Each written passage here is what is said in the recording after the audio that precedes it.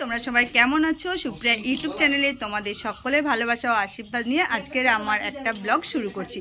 তো দেখো, কালকে যেহেতু ভীষণ জলঝড় বৃষ্টি হয়েছে, তো সেহেতু অনেকের বাড়ির ঘর, যাদের মাটির ঘর বাড়ি ছিল, আমাদের এখানে অনেকের ঘর বাড়ি পড়ে গেছে আর গাছপালা অনেকের ক্ষতি হয়েছে। শুধু তাই নয়, তার সঙ্গে ক্ষতি হয়েছে অনেক পাখির, যাদের মানে নিজস্ব বাসা পড়ে গেছে। তার কারণ আমি নিজেই। তো চলো, তোমাদেরকে না বলে সরাসরি তোমাদেরকে আমি এটা দেখিয়ে দিই, কারণ কি না দেখলে তোমরা বুঝতে পারবে না। কারণ আমাদের বাড়িতেই ছিল একটা পাখির বাসা করেছিল, আর সেই পাখি মানে বাচ্চাও হয়েছিল।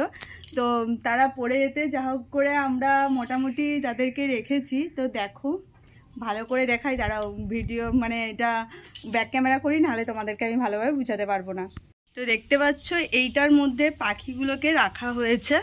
তো তোমাদেরকে তোমাদেরকে সরাসরি দেখিয়ে দিই। দেখো পাখির বাচ্চাগুলোর অবস্থা দেখো।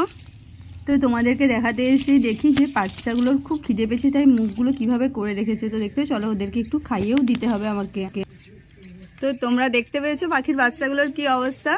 তো তোমরা ওদের জন্য একটু স্প্রে করো, যেন আমি ওদেরকে ঠিকঠাকভাবে খাবার খাইয়ে ওদেরকে বড় করে ওদের নিজস্ব আস্তানায় ছেড়ে দিতে পারি। কারণ পাখি জিনিস, তাদেরকে ধরে রাখতে আমি চাই না, আকাশে উড়িয়ে দিতে চাই। তো তারা যেমন ইচ্ছা মতো খেলতে পারে, যেন পাখির বাচ্চাগুলোকে আমি ঠিকঠাকভাবে রাখতে পারি, এটুকুন অন্তত স্প্রে করো।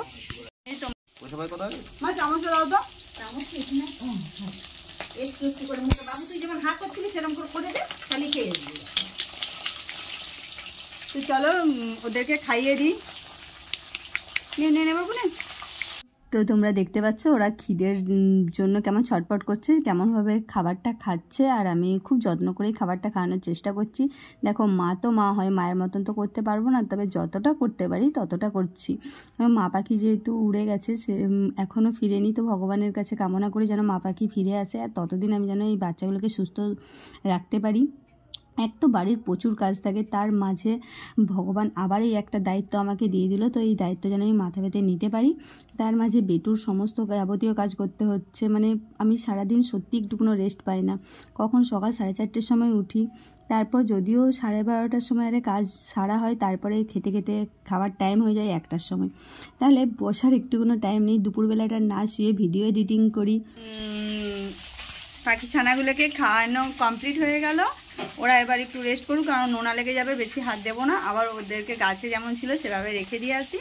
চলো, ওদেরকে খাওয়ানো কমপ্লিট, হাতে পটি করে দিয়েছে, আর অল্প দুধ রয়ে গেল। চলো ওদেরকে ওদের জায়গায় রেখে দিই। বন্ধুরা, দেখতে পেলে পাখিগুলোর কি অবস্থা।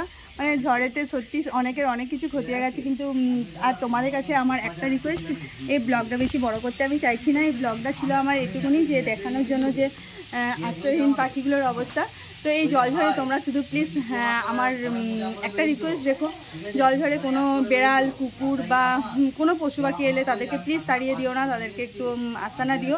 কারণ ওই অবলা মানে কি বলবো, যাদেরকে মানে এখন তো মানুষের থেকে পশুদেরকে বিশ্বাস করা বেশি যায়। কারণ তোমরা তাদের কিছু করলে তারা ঠিক তোমাকে ঠিক ফল দেবে, যে কোনো না যে কোনোভাবে।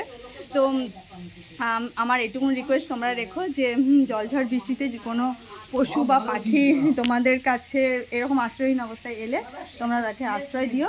চলো, আমার ভিডিওটা ছিল এটুকুনি, এখন মতো রাখছি, টাটা।